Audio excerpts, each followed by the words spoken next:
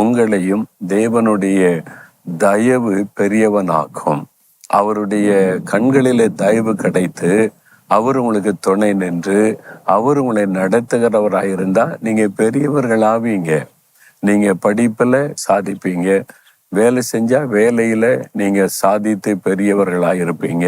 அதாவது எந்த சூழ்நிலையில இருக்கிறீங்களோ தேவ தயவு கூட இருந்தா போதும், அங்கே நீங்கள் பெரியவர்களாக உயர்த்தப்படுவீங்க. ஏன்னா உங்களை உயர்த்துவது தேவன் கொடுக்கிற ஒரு ஆசீர்வாதம். உன் பேரை பெருமைப்படுத்துவேன்னு சொன்னார்ல, நீ இருக்கிற இடத்துல உன் ஆசீர்வதிப்பேன்னு சொன்னார்ல. விசுவாசிங்க. ஆண்டவரே, உம்முடைய காருண்யம் என்னை பெரியவனாக்கும்.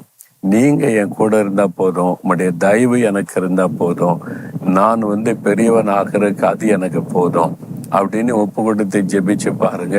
கர்த்தர் உங்களை பெரியவர்களாக ஆசீர்வதித்து உயர்த்துவார்.